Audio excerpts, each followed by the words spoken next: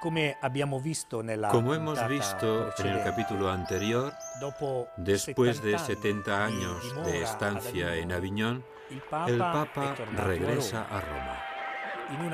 Vuelve a una ciudad ciertamente deshecha, a una ciudad que ha sufrido situaciones verdaderamente difíciles, al igual que el resto de Europa. La peste negra, entre 1347 y 1350, causa estragos en el continente.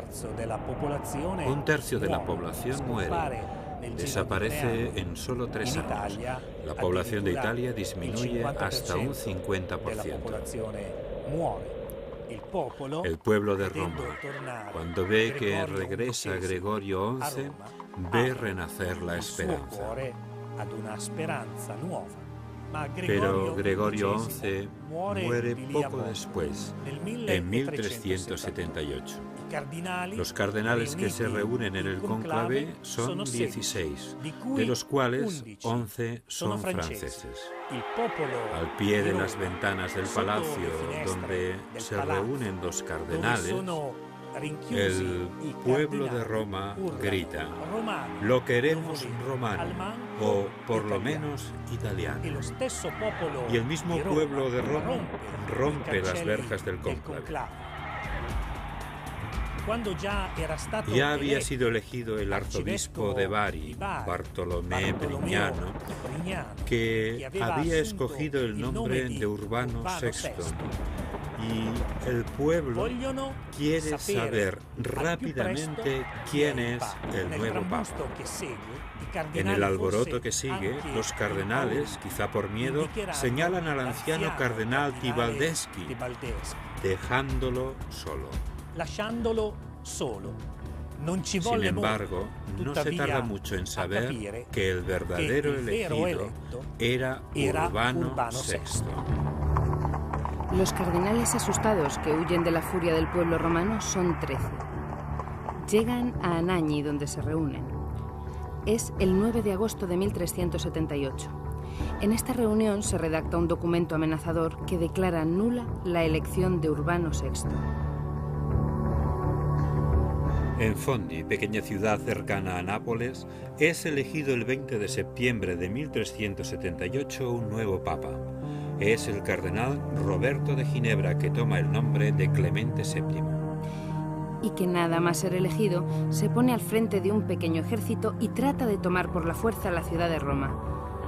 No lo consigue y se refugia en Aviñón. Nos encontramos ante una situación anómala con 2 papas, uno que reside en Roma y otro que tiene su sede en Aviñón. No es ciertamente la primera vez que nos encontramos en la historia de la Iglesia con un papa y antipapas. Pero esta situación es bastante diferente, porque el mismo colegio cardenalicio que había elegido válidamente a Urbano VI no lo reconoce como papa auténtico y elige otro, Clemente VII. Claramente es una situación muy delicada. Un momento complejo y confuso para la Iglesia, porque si el Papa de Aviñón nombraba abades y obispos para un lugar, el Papa de Roma elegía abades y obispos para el mismo sitio. Así nos topamos con 2 obispos para la misma diócesis, 2 abades para un mismo monasterio, 2 papas, 2 obediencias y una cristiandad que poco después se divide. En Roma, cuando fallece Urbano VI, los 14 cardenales romanos eligen a Bonifacio IX. Es el año 1389. Bonifacio IX es un papa más diplomático que su predecesor, pero no consigue arreglar la situación creada con Aviñón. El cisma se prolongará todavía con los papas Inocencio VII y Gregorio XII, sus sucesores. Estamos en Pisa. Aquí, desesperados por la situación del cisma, se reúne un concilio para intentar resolver el problema. No podía haber ido peor. Del concilio de Pisa, en 1409, sale elegido un tercer papa, que toma el nombre de Alejandro V. La cristiandad tiene ahora 3 papas. Uno en Aviñón, al que obedece España. Otro en Roma, al que obedece Italia. Y otro en Pisa, al que obedece Francia.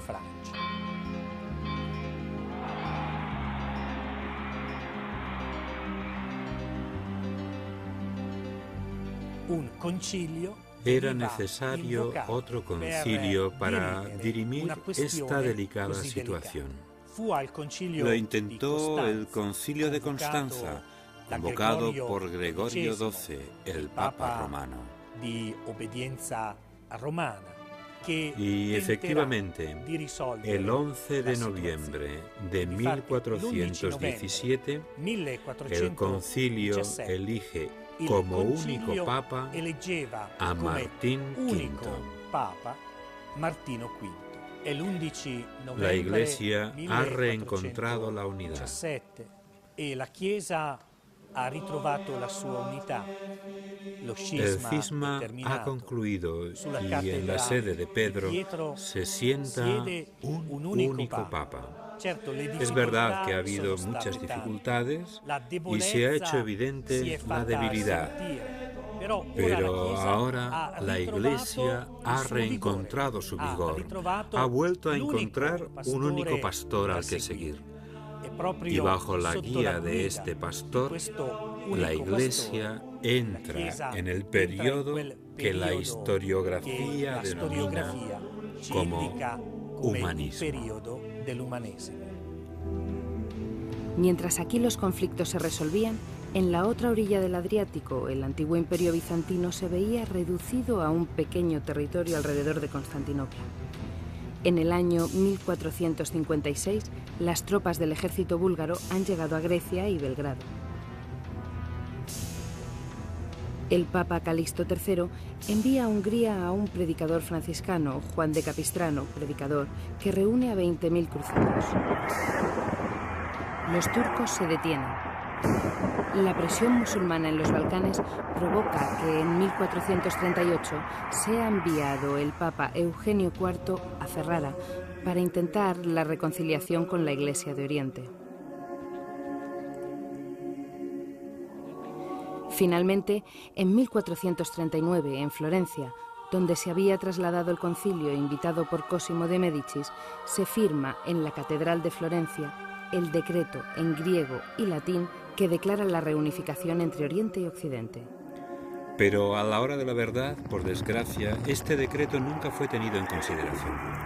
En 1453, Mahoma expugna Bizancio, defendida heroicamente por el último emperador de Oriente, Constantino X y el genovés Justiniano. Las consecuencias son evidentes aún en nuestros días. Por un lado está la Iglesia de Oriente, rodeada por el Islam. Por otra parte, Occidente, que debe enfrentarse directamente con las naves y ejércitos islámicos que han logrado una notable superioridad militar. Bizancio se sentía heredera de la antigua Roma, pero nunca habría imaginado que se encontraría con la presión y la fuerza militar de un ejército que profesaba una fe en otro Dios. Los monjes orientales emigran hacia el norte, hacia la Gran Rusia, rechazando el acuerdo alcanzado con la Iglesia de Roma en 1439. Y precisamente aquí, en Rusia, en Moscú, los monjes radicalizan cada vez más su oposición a Roma. Muchos de los que habían llegado a Italia huyendo llevan consigo libros y manuscritos de las culturas griega y latina, lo que redunda en beneficio del saber de la cultura contemporánea. Las grandes ciudades de Europa, desde Cracovia hasta Ávila, desde Venecia hasta Florencia, experimentan un fuerte desarrollo en este periodo. Muchas ciudades se convierten en ciudades-estado y expanden su comercio hasta las Indias. Ciudades-estado como Florencia, con arquitectos como Filippo Brunelleschi, el cual proyecta y construye la cúpula de su catedral. Toda Florencia es un hervidero de creatividad y actividad. En esta ciudad, regida por los Médicis, Marsilio Ficino funda la Academia Platónica, que tendrá en Pico della Mirandola a su principal exponente.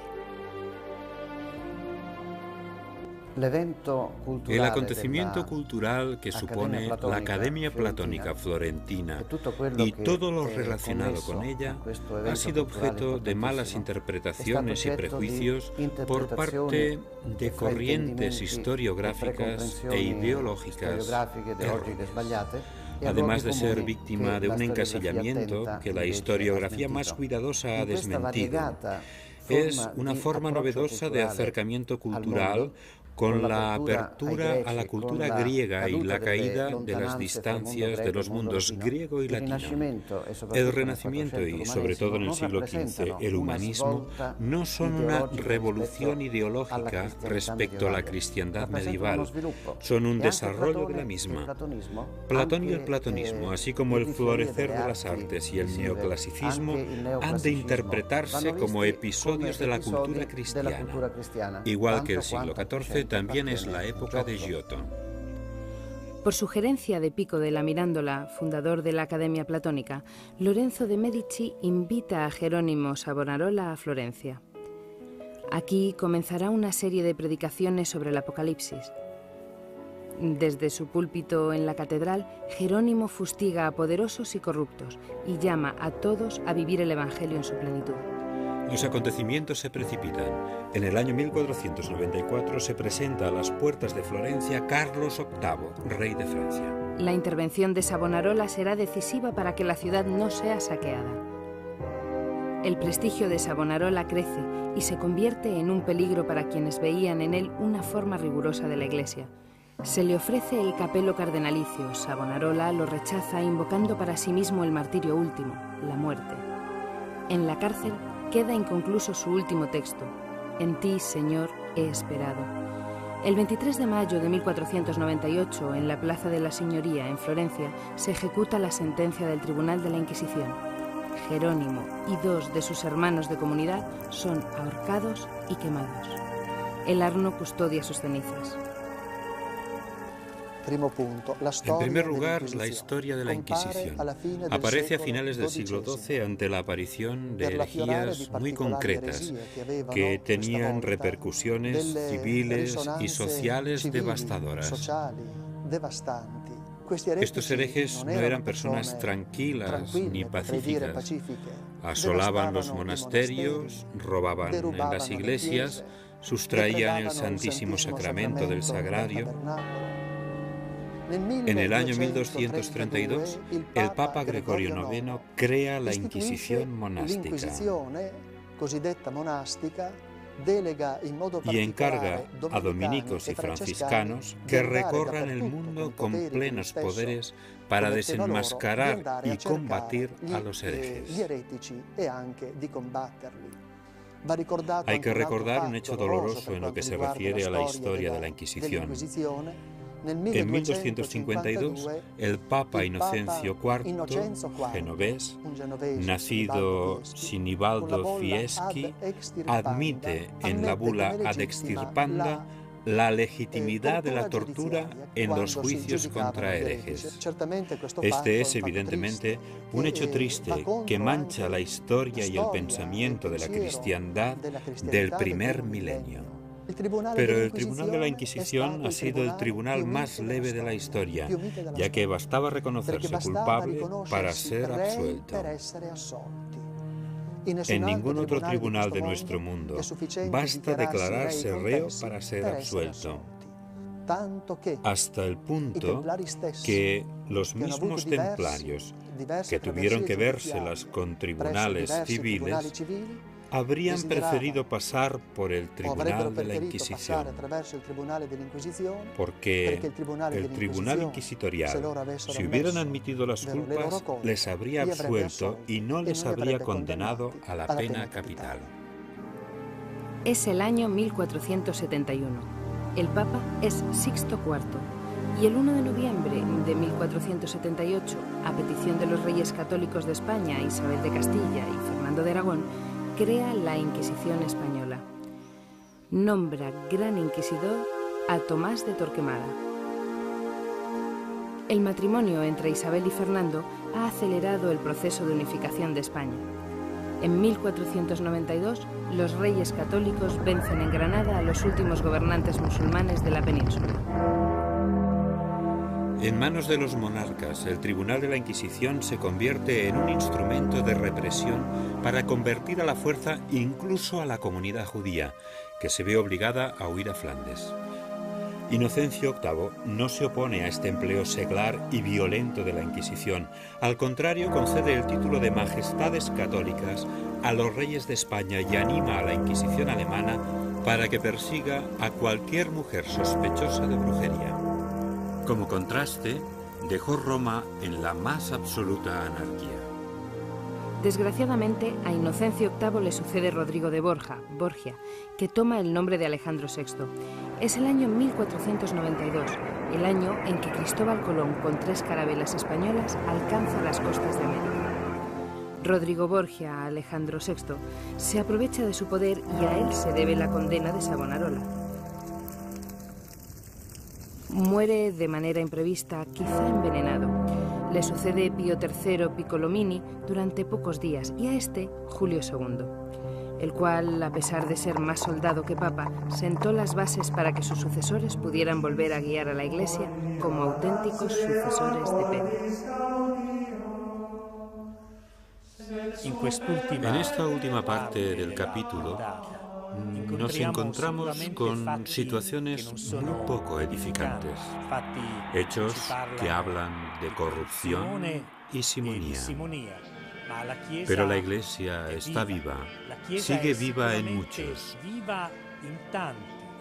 Y entre ellos podemos citar a Jerónimo Savonarola, que no se calla y denuncia la traición al Evangelio. O también, un poco antes, Bernardino de Siena, franciscano que para vivir íntegramente su pobreza renuncia al episcopado,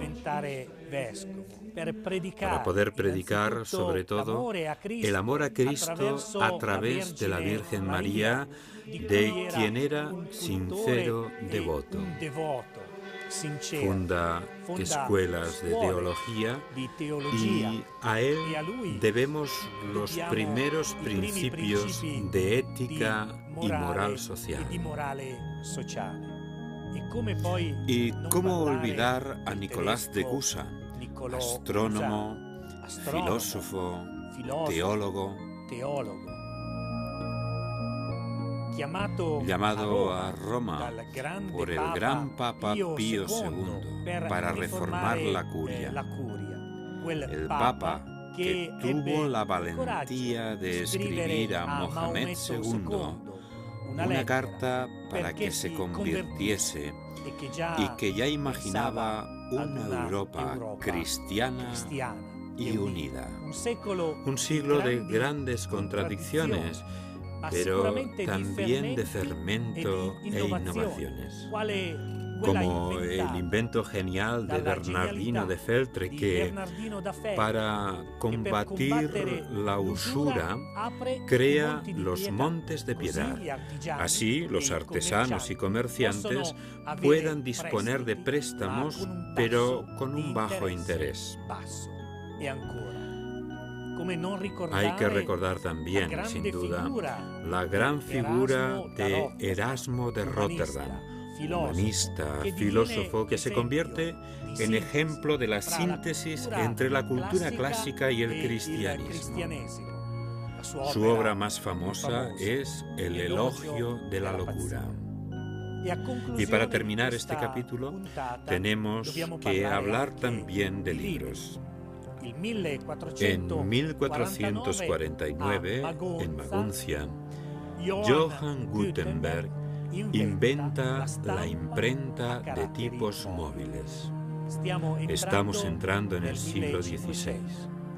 Lutero está viajando a Roma y Miguel Ángel está a punto de firmar el contrato para pintar la Capilla Sixtina.